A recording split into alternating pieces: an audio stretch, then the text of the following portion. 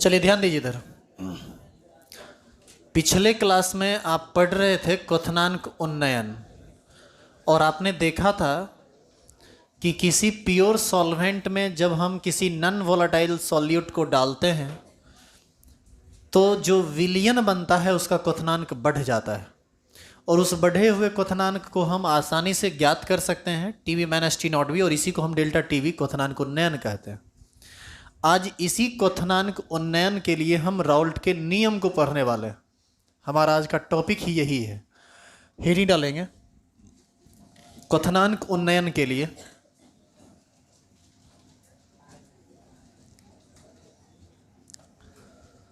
क्वथनांक उन्नयन के लिए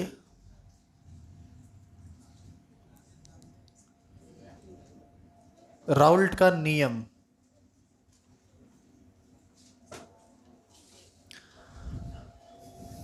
क्वथनांक उन्नयन के लिए राउल्ट का नियम।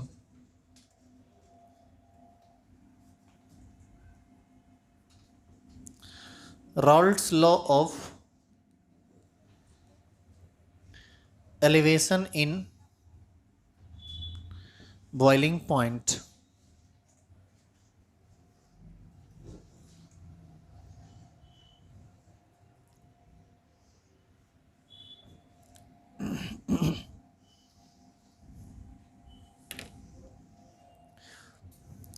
हो गया, लिख ली। अब देखिए ये जो नियम है ना बड़ा आसान है। कोई भी विलयन तुम बनाओगे तो उसका कुछ न कुछ क्वथनांक उन्नयन होगा और किसी भी विलयन की कुछ न कुछ मोललता होगी।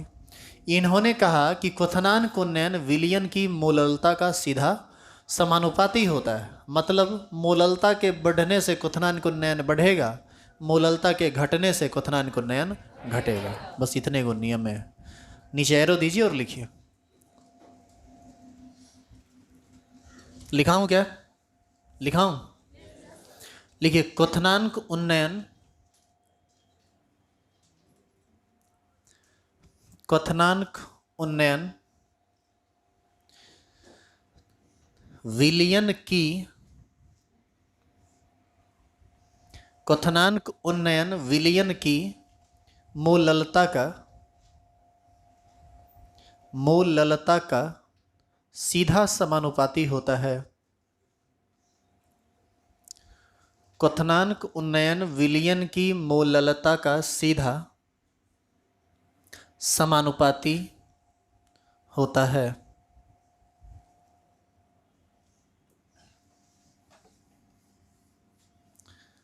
सीधा समानुपाती होता है। लिख लिए क्या? इधर देखिए, कुछ नहीं लिखना है, सिर्फ देखना है। बाबू क्वथनांक उन्नयन किसको हम लोग कहते हैं? डेल्टा टीवी को।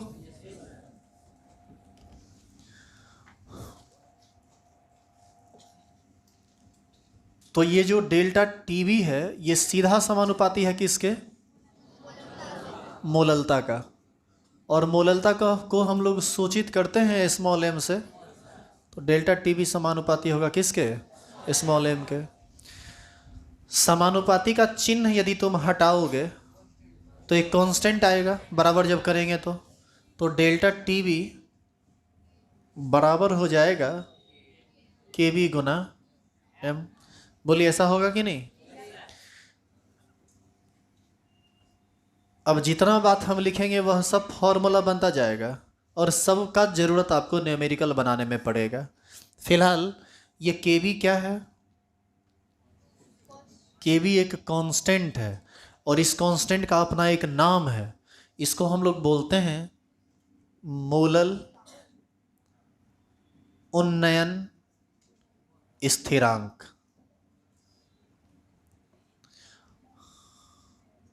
ठीक है, लिखा हुआ ये। इसको इंग्लिश में हम लोग बोलते हैं मोलल एलिवेशन कांस्टेंट।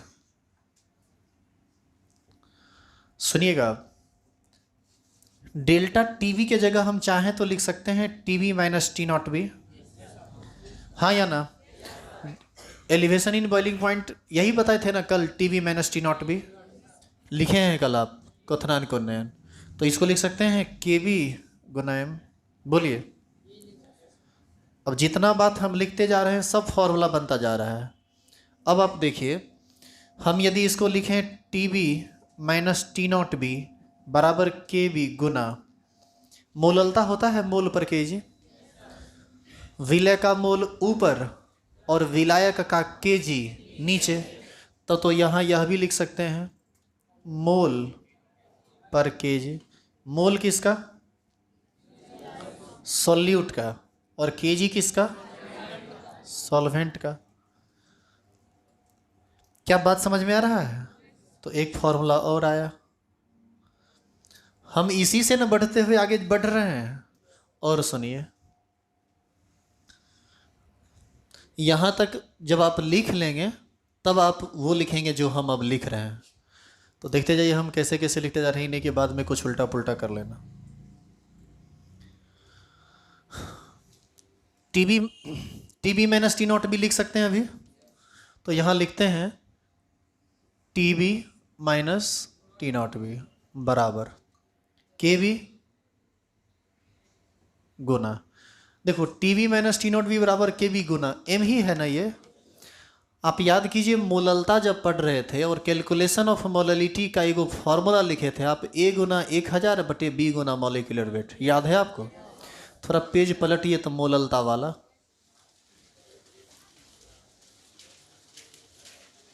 जहां पर आप मोललता पढ़े हैं वहां देखिए तो आप लिखे हैं calculation of molality. Calculation of molality एक हेडिंग है, वहाँ नीचे में फॉर्मूला घेरा हुआ होगा, लिख देखिए तो स्मॉल एम बराबर ए गुना 1000 बटे बी गुना मॉलिक्यूलर वेट। वहाँ ए क्या है और बी क्या है ये ऊपर पर लिखा होगा।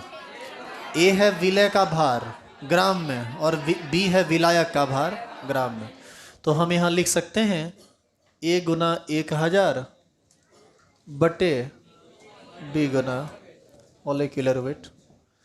तो यह भी एक फॉर्मूला है, समझ रहे हैं आप? इस तरह से यह सब फॉर्मूला आपको मदद करेगा न्यूमेरिकल बनाने में। और सुनिए, इस फॉर्मूला के हर एक टर्म को यदि आप नहीं समझें तो एक भी न्यूमेरिकल आपसे नहीं बनेगा, हर एक न्यूमेरिकल में आप फंस जाइएगा। जैसे आपको पता होना चाहिए कि डेल्टा टीवी क्या है, यह क्वथनांक उन्नयन है। केवी मोलल उन्नयन स्थिरांक है जिसका मान हमेशा आपको क्वेश्चन देगा, एक स्थिरांक है यह। एम क्या है? मोललता। टीबी क्वथनांक है विलयन का, विलायक का क्वथनांक मोललता, मोल सॉल्यूट का, केजी सॉल्वेंट का। ए विलय का भार ग्राम में, बी विलायक का भार ग्राम में। बाद बाकी सभी टर्म से आप वाकिफ हैं। ये मॉलिक्यूलर वेट किसका है? सॉल्यूट का। विलय का मॉलिक्यूलर वेट है। तो इन सभी चीज़ों को ट्रांसपेरेंटली यदि नहीं समझ रहे हैं आप, आपको यदि सारे सिंबल में गड़बड़ी है कहीं, तब तो फिर आप कभी नहीं समझ पाएंगे केमिस्ट्री, या समझ भी गए तो न्यूमेरिकल नहीं बनेगा। इसीलिए एक एक बातों का समझ में आना जरूरी है। उतारिए, जब न्यूमेरिकल बनाएंगे हम लोग, जब उस पर काम करेंगे तो देखेंगे इसको।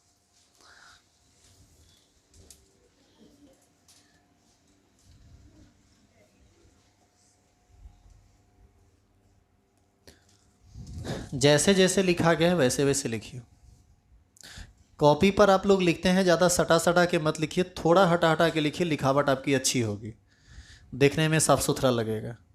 लाइन पर लाइन एकदम चढ़ा हुआ रहता है, पता ही नहीं चलता है कहाँ शुरू कर रहे हैं आप, कहाँ अंत कर रहे हैं। कॉपी कितना बचाइएगा, कॉपी बचाते बचाते करियर ही खराब हो जाएगा।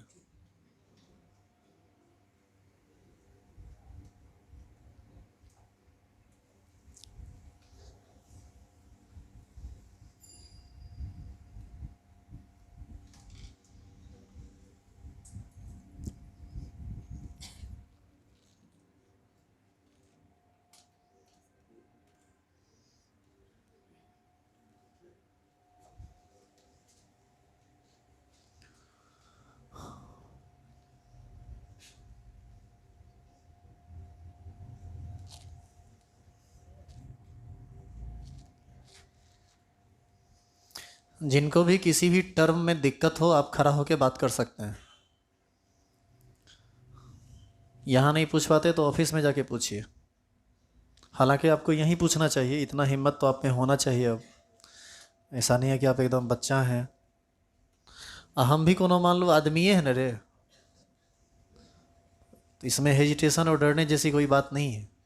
वैसे भी हम डरावना नहीं दिखते हैं, कितना सिंपल सीधा साधा आदमी। हमारे जैसा सुदामा आदमी मिलेगा तुमको धरती पर खोजने से भी सवाल ही नहीं उठता है, फिर भी तुम लोग हिचकिचाते हो।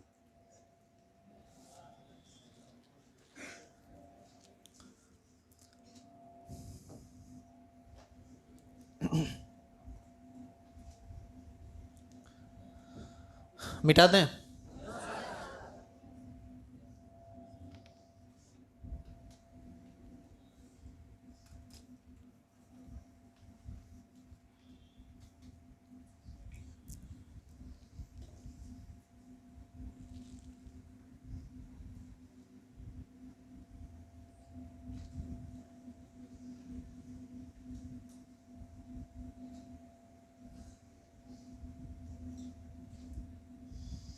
यदि आपको ज़्यादा दिक्कत हो ना तो यहाँ ए बी को लिख लीजिएगा। ए क्या है?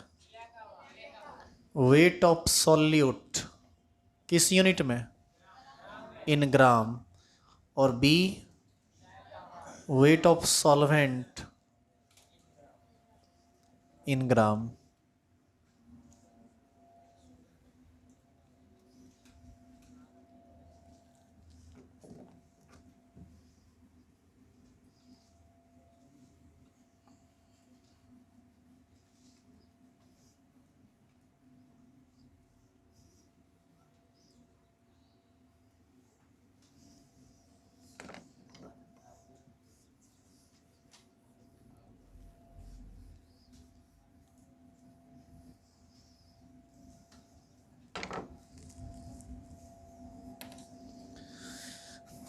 अब तुमको हम बताते हैं कि केमिस्ट्री में मैथमेटिक्स का और ग्राफ का कितना बड़ा योगदान है, और यदि हम उन चीज़ों को समझ लेते हैं ढंग से तो बहुत आसान हो जाता है केमिस्ट्री को शॉर्टकट में समझना।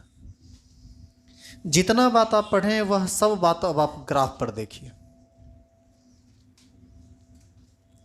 लेकिन इसके लिए मिटाना पड़ेगा इसको।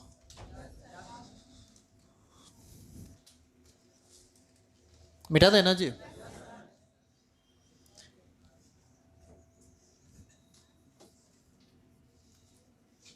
अब कोई भी आदमी लिखेंगे नहीं, अब आपको सिर्फ समझना है।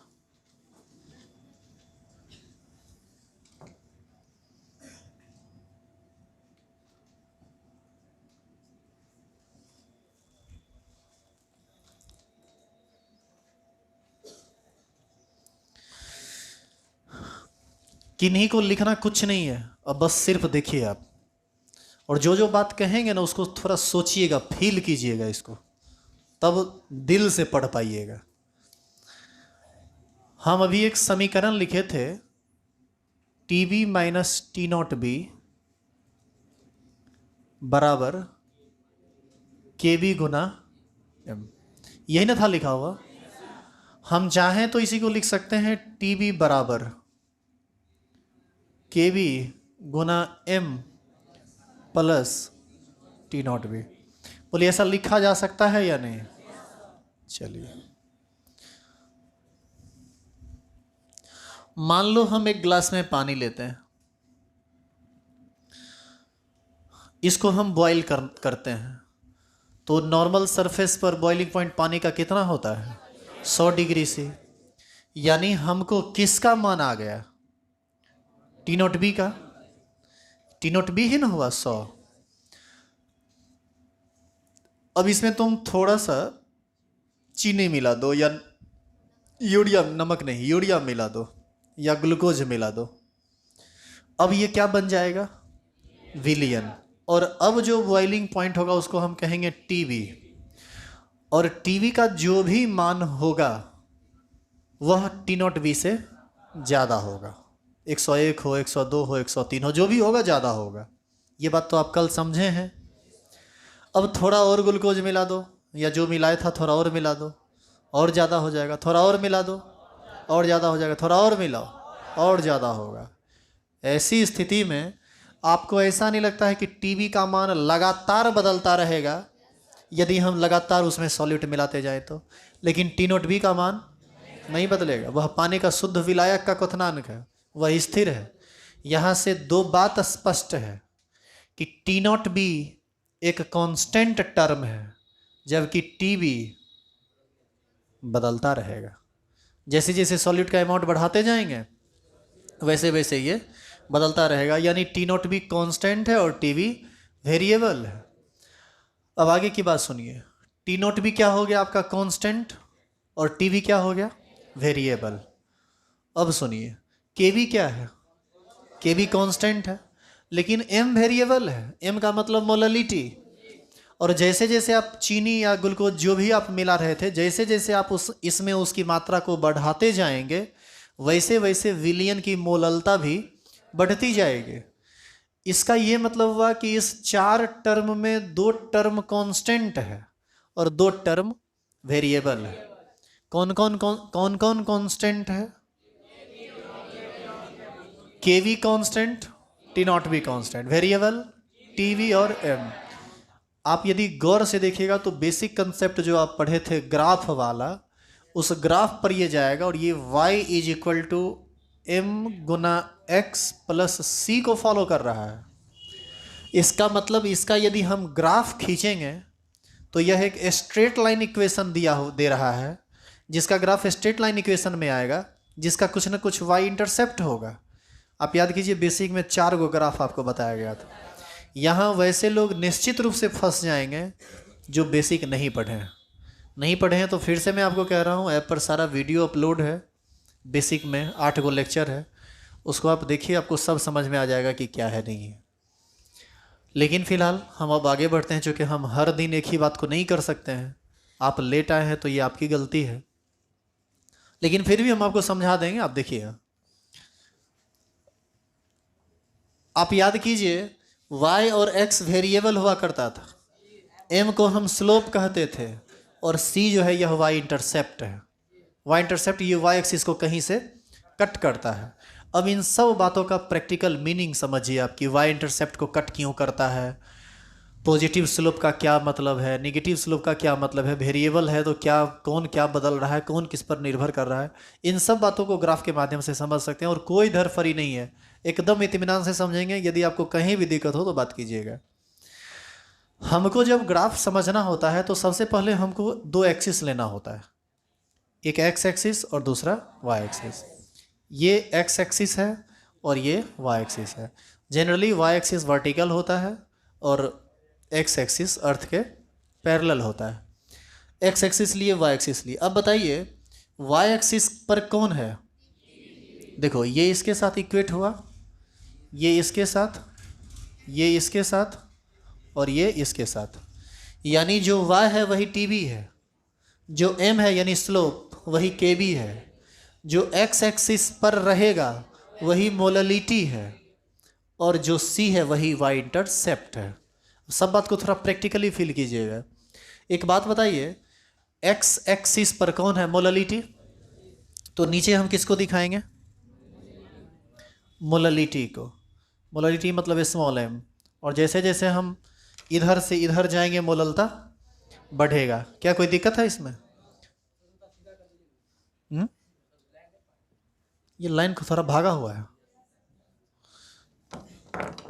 हम भी वीडियो में देख रहे थे तो टेढ़ा आ रहा था, तो हमको लगा टेढ़ा काहे आ रहा है भाई। अब एगो राजमिस्त्री मिलाएं बुलाएंगे, साहू सुथरा करेगा इसका। अब ठीक है, अब ठीक लग रहा है। तो एक्स एक्सिस पर किसको रख दिए? मोललिटी को। वाई एक्सिस पर किसको रखेंगे? टीबी को। लेकिन टीबी को रखेंगे बाद में, पहले आप हमको ये बताइए कि टीबी है क्या? विलियन का क्वथनांक, यानी बॉइलिंग पॉइंट है ना। यानी इस एक्सिस पर आपको रखना है किसको? बॉइलिंग पॉइंट को। अरे वो टीबी है मतलब सॉल्यूशन का बॉइलिंग पॉइंट, तो सॉल्वेंट का भी तो बॉइलिंग पॉइंट वहीं कहीं ना होगा। तो हम इस तरफ किसको रखेंगे? बॉइलिंग पॉइंट को। तो ये हम रख दिए बीपी, मतलब यहाँ पर बॉइलिंग पॉइंट 0 और जैसे जैसे ऊपर चढ़ेंगे वैसे वैसे बॉइलिंग पॉइंट बढ़ेगा। यहाँ पर मोललिटी 0, जैसे जैसे इधर बढ़ेंगे मोललिटी बढ़ेगा। कोई दिक्कत नहीं है इसमें। अब देखो, हम एक बर्तन लेते हैं और इस बर्तन में पानी ले लेते हैं। इस बर्तन में हम सिर्फ पानी लिए हैं, हम चीनी नहीं लिए हैं। आप हमको बताइए कि इस विलियन का कुछ ना कुछ बॉइलिंग पॉइंट तो होगा, और कुछ ना कुछ क्या, वो आप जानते हैं कितना होगा, 100 डिग्री सी होगा, और इसी को हम क्या बोलेंगे, टी नॉट बी। अब जब हम इसमें चीनी नहीं लिए तो इस विलियन की मोललता कितनी होगी आप बताइए। तो हम इसमें चीनी मिलाए ही नहीं तो इसका मोललता क्या होगा, 0 होगा। मोललता कैसे निकालते हैं, विलय का मोल ऊपर और विलायक का केजी नीचे।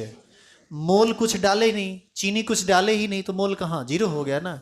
लेकिन विलायक का कुछ भार है तो 0 में कुछों से भाग दोगे 0 ये रहेगा।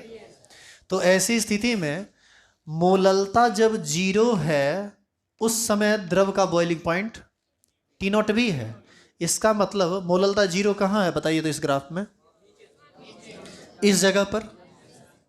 और इस जगह पर यदि हम बॉइलिंग पॉइंट की बात करेंगे, इसका मतलब हम शुद्ध द्रव के बॉइलिंग पॉइंट की बात करेंगे, क्योंकि हम मोललता क्या बोल दी है, 0। तो शुद्ध द्रव का मोललता, ये बॉइलिंग पॉइंट कुछ ना कुछ जो ही होगा वो इसी एक्सिस पर ना कहीं होगा। मान लीजिए यहाँ से यहाँ तक का वैल्यू 50 है, यहाँ 100, यहाँ 150, यहाँ 200, तो हम कितना मान सकते हैं, 100 मान सकते हैं, क्योंकि हम तो जानते हैं पानी का बॉइलिंग पॉइंट 100 होता है। तो चलो इस पॉइंट को हम 100 मान लेते हैं, यानी यही आपका जो पॉइंट है इसी को हम कहेंगे टी नॉट बी। समझे आप इस बात को। अब आप एक बात बताओ, अब इसमें हम थोड़ा सा चीनी मिला दिए, चीनी मिलाए तो मोललता 0 नहीं रहा, यानी मोललता बढ़ गया। तो आपको क्या लगता है कि इसका वैल्यू जो 100 डिग्री सी था ये किस पर रहेगा, थोड़ा सा चीनी मिलाए मोललता भी बढ़, ये बॉइलिंग पॉइंट भी बढ़ जाएगा। यानी जैसे ही ये आगे बढ़ा ये पॉइंट खिसकेगा ऊपर की तरफ, क्योंकि आप बढ़ने की बात कर रहे हैं। घटता तो ये आ जाता नीचे, लेकिन आप बढ़ने की बात कर रहे हैं तो जाएगा ऊपर। ऊपर गया, यही ना पॉजिटिव स्लोप कहलाता है। और ये निगेटिव आता तो इसी को ना हम लोग निगेटिव स्लोप कहते हैं। तो ये भाग गया ऊपर। अब ये लगातार तुम चीनी मिलाते रहोगे और इसका क्वथनांक लगातार बढ़ता रहेगा। जिस रफ्तार से मोललता बढ़ाओगे उसी रफ्तार से इसका बॉइलिंग पॉइंट भी बढ़ता रहेगा। और आप देखिए कैसे स्ट्रेट लाइन ग्राफ आ गया। अब आप एक चीज़ गौर कीजिए, ये वाई इंटरसेप्ट है ना, इसका कुछ वाई पर ही ना ये कटा है। क्या ये ग्राफ 0 से पास किया? नहीं। इसलिए नहीं किया क्योंकि जब मोललता 0 था तब भी इसका बॉइलिंग पॉइंट 0 नहीं था, उस समय कुछ ना कुछ था। मोललता 0, बॉइलिंग पॉइंट भी 0, तब ना ये पास करता ओरिजिन से, इसीलिए इसका कुछ ना कुछ वाई इंटरसेप्ट हो गया। ग्राफ ऊपर की दिशा में क्यों गया? क्योंकि मोललता बढ़ेगा तो क्वथनांक बढ़ेगा, तो क्वथनांक बढ़ा है तो ऊपर जाएंगे तब ना बढ़ेगा। नीचे जाने का मतलब है कि मोललता बढ़ रहा है और क्वथनांक घट रहा है, ऐसा कुछ नहीं हुआ। आपको हम यह भी कहे थे कि जो वाई इंटरसेप्ट होता है वही सी होता है और वह कांस्टेंट होता है। बताइए ये वैल्यू तो ऊपर नीचे नहीं हो सकता है पानी के लिए, ये तो एक बार 100 आ गया तो 100 ही रहेगा। यानी यहाँ से लेकर यहाँ तक के वैल्यू को ही हम सी कहते हैं और यही वैल्यू कहलाता है टी नॉट बी। आई बात समझ में। और जैसे जैसे हम कुछ चीनी मिलाते जाएंगे तो इसका मोललता लगातार ऊपर चढ़ता जाएगा। जैसे इस मोललता पर क्वथनांक क्या है, तो इस मोललता पर ऊपर भागिए और यहाँ से इधर आइए तो पता चल गया कि क्वथनांक क्या है। तो क्वथनांक जो भी है टी नॉट बी से ज़्यादा है ना, तो मोललता कुछ ना कुछ रहेगा। इसका मतलब आप विलियन की बात कर रहे हैं, विलियन के क्वथनांक की बात कर रहे हैं, और यह तय है कि विलियन का क्वथनांक शुद्ध विलय के क्वथनांक से हमेशा ज़्यादा होगा। क्या ये बात समझ में आ रहा है? इस तरह से ये हुआ स्लोप पॉजिटिव। जहाँ पर वाई इंटरसेप्ट कट किया है वहाँ से लेकर ओरिजिन तक का जो वैल्यू होता है उसी को हम लोग कहते हैं सी। तो सी समझ गए, यानी टी नॉट बी समझ गए, टी बी समझ ही रहे हैं। ये सारा का सारा ऊपर वाला सारा का सारा वैल्यू टी बी ही है। आप किस मोललिटी पर काम करना चाहते हैं वो आप जानिए। आप यदि यहाँ इस पॉइंट पर काम करेंगे तो इस पर मोललता इतना और बॉइलिंग पॉइंट इतना, ये सॉल्यूशन का ना बॉइलिंग पॉइंट हुआ। यानी इससे ऊपर का जो बॉइलिंग पॉइंट है वह किसका बॉइलिंग पॉइंट है? वह सॉल्यूशन का बॉइलिंग पॉइंट है। यानी इससे ऊपर का जो वैल्यू है वह सब क्या है? टीबी है। और अलग अलग वैल्यू टीबी का अलग अलग मोललता पर आएगा। मोललता ज़्यादा तो टीबी ज़्यादा, मोललता कम तो टीबी कम। तो आप टीबी समझ गए, टी नॉट बी समझ गए। एक्स मोलालिटी था वो समझ गए, एगो बचा कौन चीज़, एम स्लोप। हाँ देखो ये एम और ये एम अंतर है, ये एम स्लोप है और वह एम मोललता है। संयोग से एम एम आ गया है, कहीं कंफ्यूज मत हो जाना। यह एम ही क्या है, के बी, और के बी एक कांस्टेंट है। देखिए कैसे, यहाँ पर आप एक इमेजिनरी लाइन डाल दीजिए, किसके पैरेलल, एक्स एक्सिस के पैरेलल, ताकि आपको ये समझ में आ जाए कि इस ग्राफ, ये जो ग्राफ आया है इसके बीच का एंगल क्या है एक्स एक्सिस के साथ। उस एक्सिस को मान लीजिए कितना आया, थीटा, इसी का 10 वैल्यू निकाल लीजिए, इसी को हम लोग कहते हैं टेन थीटा, और यही टेन थीटा ना स्लोप कहलाता है, और इसी स्लोप को ना हम एम कहते हैं, और यही एम ना इस बार के बी के बराबर है। स्लोप एक कांस्टेंट टर्म है। क्या ऐसा हुआ कि अभी तक इस रफ्तार से चढ़ा, फिर ऊपर चढ़ गया, फिर नीचे आ गया, ऐसा कुछ हो रहा है क्या? एक रफ्तार से ऊपर चढ़ता जा रहा है, स्लोप कांस्टेंट है। इस तरह से आप सारी बातों को समझ सकते हैं। क्लियर हुआ ये चीज़? अब थोड़ा ध्यान दीजिए। चीनी अधिक तो बॉइलिंग पॉइंट अधिक, चलो इस पर मान लेते हैं। चीनी अधिक तो मोललता अधिक, बॉइलिंग पॉइंट अधिक। थोड़ा चीनी कम करेंगे, बॉइलिंग पॉइंट थोड़ा कम होगा। चीनी थोड़ा और कम करेंगे, बॉइलिंग पॉइंट और कम होगा। चीनी और कम करेंगे, बॉइलिंग पॉइंट और कम होगा। चीनी और कम करेंगे, बॉइलिंग पॉइंट और कम होगा। कम हो गया कहाँ तक जाएगा? कभी नहीं जाएगा जीरो तक, वो 100 तक रहेगा। चूँकि आप पानी लिए, आप पानी भी नहीं लिए, विलियन भी नहीं, कुछ लेवे नहीं किया, आप कहते हैं मोललता। क्या तब मोललता की बात आप कर सकते हैं? तो ऐसी स्थिति में अब आप बैट बॉल लेके चले हैं खेलने के लिए, आप कहिएगा पढ़ेंगे अब क्रिकेट के ग्राउंड में बैठ के, उधर 180 के रफ्तार से बॉल आएगा, ड्यूज बॉल सामने से पास करेगा, हमारा भी पढ़ने का मन कर रहा है, हम पढ़ेंगे, तो मुँह कान तोड़ लेने जाएगा बॉल रे। हम यदि मोललता की बात करना चाहते हैं तो हमारे पास कोई ना कोई द्रव होनी चाहिए, हमको विलियन बनाने के लिए कुछ सॉल्यूट होना चाहिए, तब ना हम उसकी बात करेंगे। तो मोललता घटा के तुम कर दिया जीरो, इसका मतलब है कि तुम शुद्ध विलायक पर आ गया और उसका मिनिमम बॉइलिंग पॉइंट पर जाके रुकोगे। अब बताओ, तो बॉइलिंग पॉइंट और कम हो सकता है क्या? नहीं हो सकता है। सुनिए, बॉइलिंग पॉइंट यहाँ ग्राफ इस एक्सिस, इस स्लोप के साथ जा रहा है, तो ग्राफ यहाँ पर आके सीधे नीचे नहीं ना आ जाएगा, ग्राफ पीछे कट करेगा। लेकिन ये ग्राफ अब पीछे नहीं जा सकता है। क्यों? क्योंकि ग्राफ के पीछे जाने का मतलब है मोललिटी जीरो, इधर मोललिटी पॉजिटिव और इधर मोललिटी निगेटिव। क्या मोललिटी निगेटिव हो सकता है? तुम है -20 kg का, तुम -20 kg का है, अब बताओ तो इसका क्या मतलब है? 20 किलो धरती में धसल है। तो बहुत सारी ऐसी बातें होती है जो मीनिंगलेस होती है, और ये मीनिंगलेस बात साइंस के लोग समझ सकते हैं कि इस बात का कोई वजूद नहीं है। तो इसलिए ये सब बात आपको समझना पड़ेगा। हम कहेंगे कि इस डस्टर का आयतन -20 ml है, -20 ml, इसका आयतन कभी माइनस हो सकता है? आयतन माइनस नहीं होता है, भार माइनस नहीं होता है, टेम्परेचर निगेटिव हो सकता है, प्रेशर निगेटिव नहीं होता है, प्रेशर जीरो तक होता है। तो बहुत सारी ऐसा चीज़ है जिसका वैल्यू पॉजिटिव निगेटिव जीरो सब होता है, बहुत सारा ऐसा चीज़ है जिसका वैल्यू पॉजिटिव निगेटिव नहीं होता है। टेम्परेचर भी निगेटिव होता है डिग्री सी में, केल्विन में ये निगेटिव नहीं होता है। तो वो सब बात आगे हम बताएंगे, सबको देखेंगे। आप ये सब बात बढ़िया से समझे। सुनिए, आप याद कीजिए, जब आपको हम ग्राफ बता रहे थे तो हम first quadrant, second quadrant, third quadrant, ये सब की बात कर रहे थे। बात करते करते एक आदमी पूछे थे आप ही के बैच में कि सर ये ग्राफ पीछे जा सकता है क्या? तो वहाँ पर हमारा जवाब था कि मैथमेटिक्स में जा सकता है, केमिस्ट्री में जाएगा कि नहीं जाएगा यह सिचुएशन पर डिपेंड करता है। और यहाँ का सिचुएशन क्या है? नहीं जाएगा, क्योंकि पीछे जाने का मतलब मोललिटी का निगेटिव आना है, मोललिटी कभी भी निगेटिव नहीं आएगा। इसलिए हम इस तरह की बात नहीं कर सकते यहाँ पर। अब आया ग्राफ का मतलब समझ में? तो जितना बात तुम अभी तक पढ़े हो ना, वो सारा का सारा बात ये ग्राफ बता रहा है, बशर्ते कि तुम्हारा नज़र उस चीज़ को पकड़ना चाहिए। एक कोडिंग किया, एक तरह से ये कोड है, कोडिंग है boiling point, elevation in boiling point का। उस कोड को तोड़ने के लिए तुमको आना चाहिए, जो हम तुमको सिखा रहे थे अभी। अब तुम कितना समझा ये हम नहीं जानते, लेकिन तुमको यदि कुछ प्रॉब्लम है तो तुम बात कर सकते हो, यदि नहीं तो उतार सकते हो।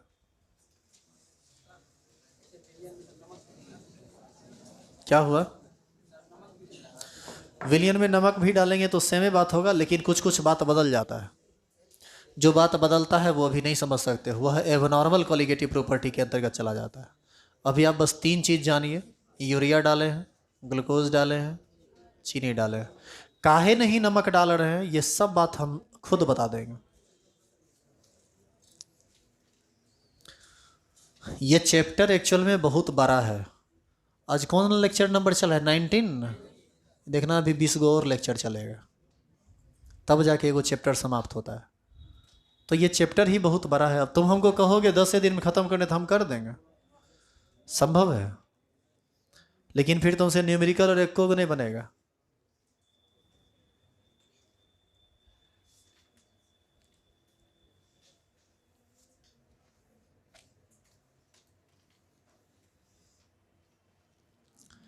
ग्राफ जब भी ऊपर की दिशा में जाए तो स्लोप हुआ पॉजिटिव, और नीचे की दिशा में आए तो स्लोप हुआ निगेटिव। ऊपर गया मतलब बढ़ रहा है, नीचे आया मतलब घट रहा है।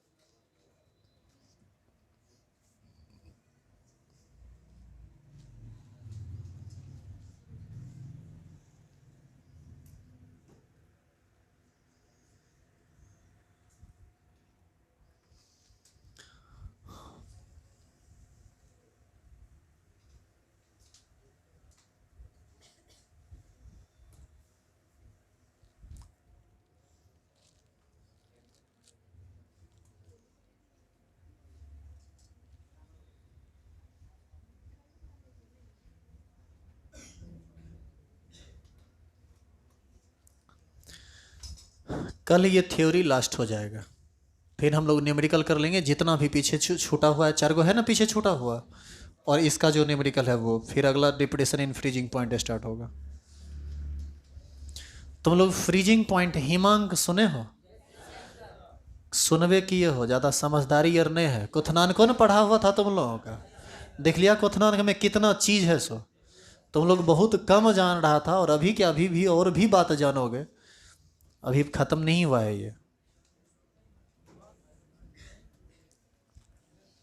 इसीलिए बस पेशेंस की ज़रूरत है। आप इत्मीनान से आराम से पढ़िए, दिक्कत नहीं होगा।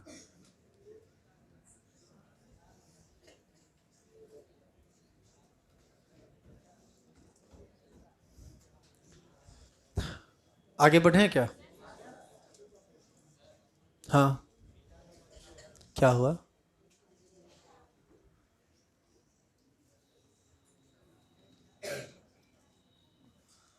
कुछ बोल रहा था, बोलो ना रे। क्लियर हो गया? ऐसा क्या है कि हमारे बिना बोले क्लियर हो गया? चलिए आगे बढ़ें, आगे बढ़ें क्या?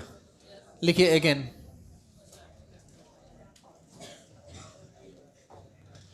सुनो, अब कुछ काम हम लोग करेंगे केबी पर, ठीक है? हमारा अगला होगा, अब अगेन लिख दिया क्या? लिखो तो यूनिट ऑफ केबी। अगेन को काट दीजिए। काटिएगा तो क्या इसी से संबंधित बात है, तो इसीलिए हम अगेन लिखे थे। अब हम देखेंगे, अच्छा यूनिट ऑफ केवी का मतलब, केवी एक स्थिरांक है तो उसका कुछ मात्रक होगा ना। अभी हम उसके मात्रक की ही बात करेंगे।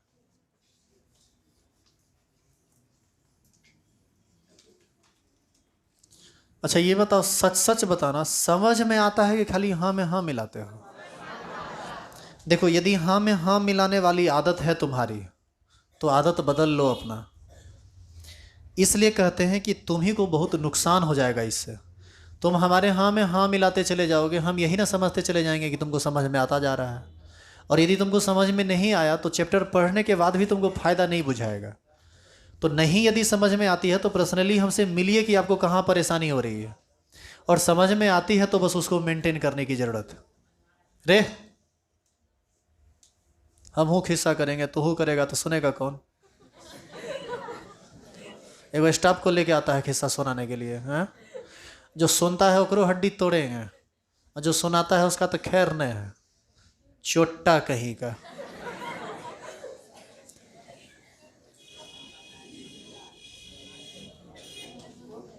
देखो इधर, डेल्टा टीवी बराबर होता है केवी गुना एम, यही ना होता है? यदि हम डेल्टा टीवी का मात्रक समझ लें, मोललिटी का मात्रक समझ लें, उसको गुना भाग करके केवी का मात्रक निकाला जा सकता है। तो थोड़ा समझिए, डेल्टा टीबी बराबर तुम कल पढ़ा है TB minus T naught B, यानी विलयन का क्वथनांक माइनस विलाया का क्वथनांक, है तो दोनों क्वथनांक ही ना। और क्वथनांक क्या तापेन होता है, यानी एगो रहेगा 110 डिग्री सी तो दूसरा रहेगा 100 degree C, 110 degree C minus 100 degree C बराबर 10 डिग्री सी। यानी आपको नहीं लगता है कि जो ताप का मात्रक होगा वही मात्रक डेल्टा टीबी का होगा। ताप का दो गो मात्रक होता है जनरली, डिग्री सेल्सियस या केल्विन। तो इसका मात्रक या तो डिग्री सेल्सियस में रखिएगा या इसका मात्रक केल्विन में रखिएगा, दोनों में से कोई एक। तो बराबर हो जाएगा केवी गुना मोललता, तो सब जानता है मोल पर केजी, मोल बटा केजी ना मोललता है। तो यहाँ से केवी को यदि आप अलग कीजिए तो केवी अलग कीजिएगा तो किलोग्राम इधर आएगा तो गुना में बदल जाएगा। तो डिग्री सी मान लो पहले ले लेते हैं, तो डिग्री सी गुना केजी, मोल नीचे में आके बट्टा में बदल जाएगा तो इसको हम लोग पर मोल कह दें, तो इसका मात्रक हो जाएगा डिग्री सी केजी पर मोल। और यदि केल्विन ले लिए तब और करके इसका दूसरा मात्रक, यदि केल्विन में लिए तो केल्विन केजी पर मोल। जनरली चलता है केल्विन केजी पर मोल, डिग्री सी में बहुत कम चलता है, लेकिन डिग्री सी या केल्विन दोनों में सेम ही होता है, कोई अंतर इसमें नहीं। उतारिए, देखो कहता है कहाँ से उतारे, ऊपर से। y बराबर mx उतारेगा अब रे। अभी हम पूछे थे ना कि तुम लोग को समझ में आ रहा है, तो बोला था ना हाँ इस सब वैसने है वो टाइप जिसको समझ में कुछ नहीं आ रहा है। अब जो ये कह रहा है कि अब ऊपरे से उतारे हैं सर, उसको पता ही नहीं है कि कहाँ से उतारेगा। ये जो घेरा हुआ है इसको नहीं उतारना है, यहाँ से उतारिए।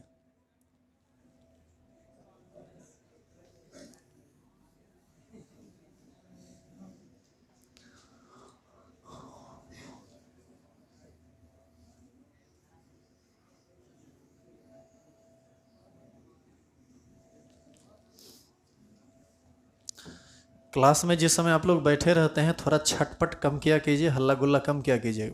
ऑफिस में गार्जियन लोग आते हैं, कल भी एक शिकायत आया है कि कितना हल्ला करता है सर बच्चा क्लास में। तो उनको क्या कह के सांत्वना दिलाते हैं पता है? कहते हैं कि अभी पढ़ाई नहीं चल रहा है तो आपस में डिस्कशन कर रहा है। तो आपस में इतना बच्चा डिस्कशन करेगा तो हल्ला तो आपको लगबे करेगा। वो हल्ला नहीं हो रहा है, पढ़ाई हो रहा है। तो बोले अच्छा ऐसा बात है? बोले हाँ ऐसने बात है, जाके देखिए अंदर। तो ये सब बहाना कितना दिन चलेगा? आज दिया बेंच पटक पीछे में, वैसे में कोई गार्जियन पूछेंगे तो क्या कहेंगे?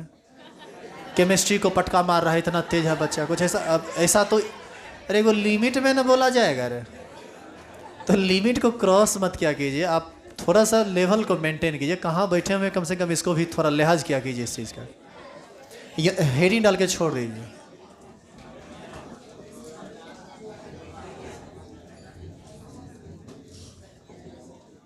वैल्यू ऑफ के भी टाइम पर रहा कीजिए। 8:20 तक क्लास हम जनरली स्टार्ट कर दिया करेंगे, टाइम पर छोड़ दिया करेंगे, क्योंकि बहुत सारे लोगों को बहुत दूर दूर जाना रहता है।